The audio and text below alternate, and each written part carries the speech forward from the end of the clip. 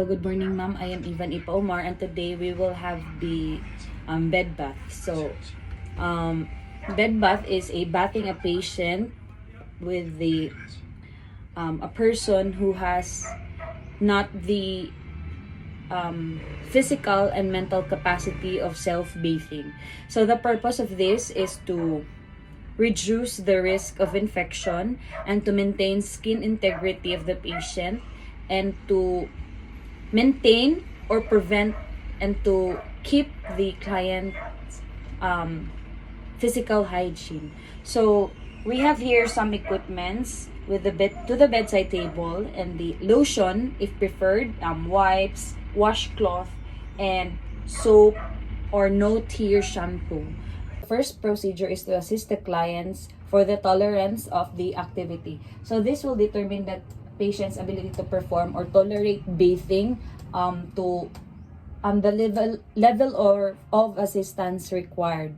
So ato pang tanong ng client if kaya ba niya magbakod or need ba gyud siya assistance throughout this activity. So assess the room temperature and ventilation. So i-sure pod nato nga dili siya sobra katugnaw and dili pod siya sobra kaigang. So this will have the comfort of the patient while doing this procedure. So the next procedure is to wash hands and gather the equipments needed to perform this activity less hassle and make the equipments reachable. So the next is to identify the client and explain the procedure. So ato i-identify kung mao ba ni siya nga client ang ato ang i-perform kay basing nag-perform taglain nga client nga naapod ay kanang gikan siya og mga butang nga bawal sa siya liguan within this time. So provide privacy. So this room will provide the client the privacy that it needed and offer bedpan or urinal. So before nato na siya buhaton ang pagkaligo sa patient is ato sa siya tagan og bedpan or urinal kay basin ka ihion siya kamulo ligo.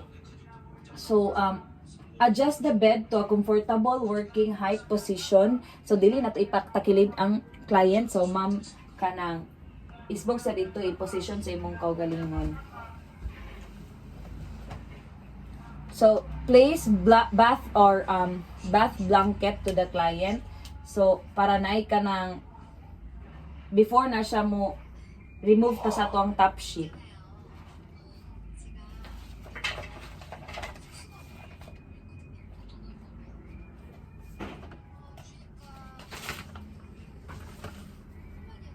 So, ato na siya habulan ang client.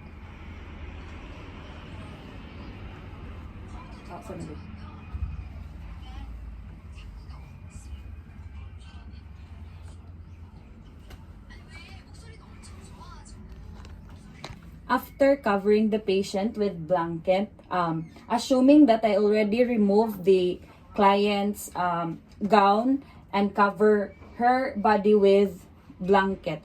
So after that is to pull the side rail up and fill the basin with warm water. Since we don't have a basin, I have the availability of balde lang dere and fill it with warm water. So place the client in a semi-Fowler's position and remove pillow if permissible.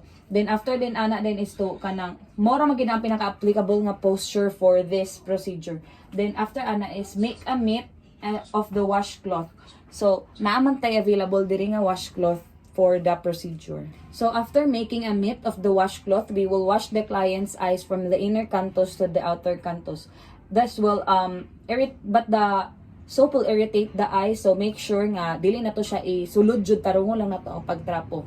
Then after din ana is wash the client's face, neck, kay mostly ang soap will manang dry quickly, so we will rinse then pat dry lang dayon. So magamit ng taog kanang laylahi nga washcloth. So gikan from the inner cantos to the outer cantos ana.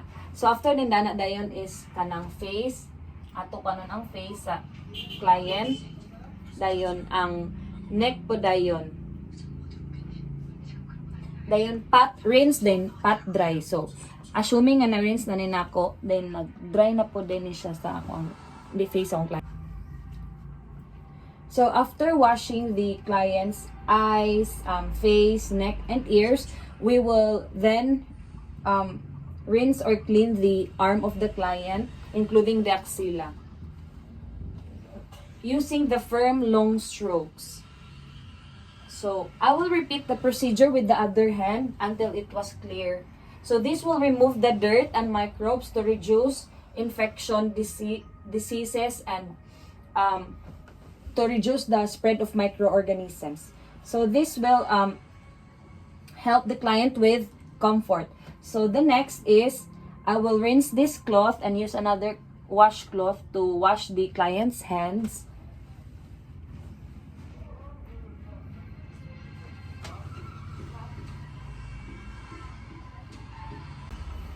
So after rinsing the washcloth from washing the client's hands, we will wash also the chest and the abdomen of the client.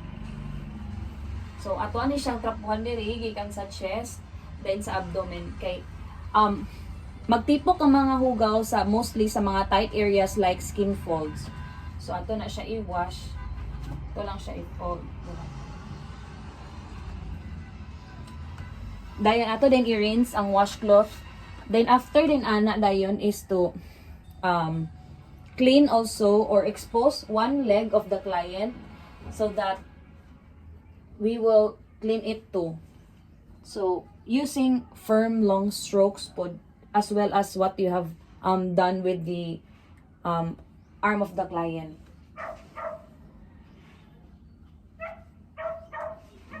And repeat the procedure to the other leg. So this will help remove excess dirt and microbes of the body, especially on the leg.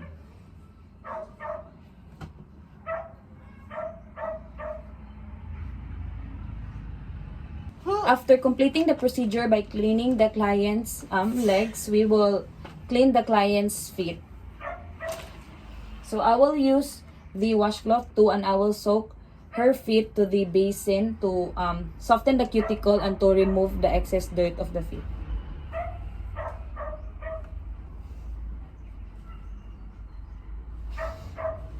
Then rinse, pat, and dry. Then replace water since the water has accumulated much more microorganisms. So this will prevent the spread of microorganisms by not repeating the water that we have rinsed.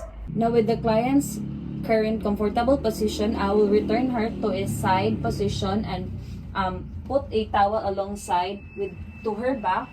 So ato sa siya ipatakirit ang client and put the towel alongside of his back, and I will rinse and clean his back and buttocks.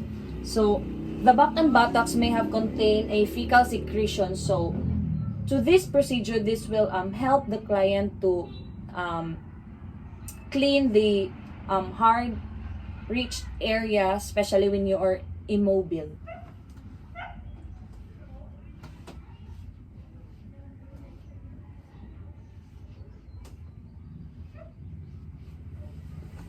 Then we will rinse the washcloth that we have used.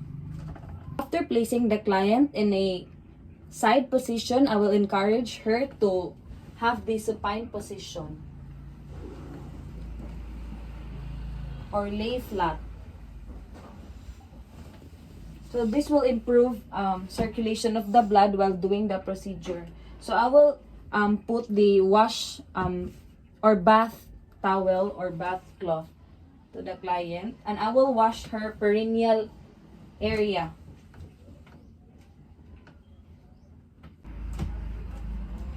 So as the client is covered with bath blanket, I will wash her perineal area, and after washing her perineal area, I will have the client give her the new gown and apply lotion and comb her hair. So I will remove this bath blanket, and assuming that I already changed or put her a new gown, and I will be combing her hair. So after replacing the client's gown, I have here the equipment needed such as the lotion if the client will prefer, and comb.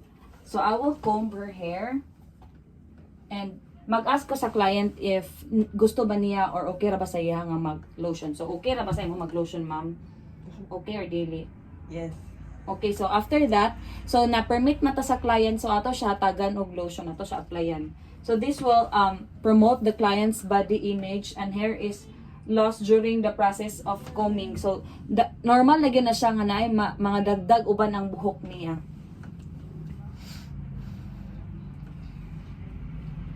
And after that, i-apply na natog lotion.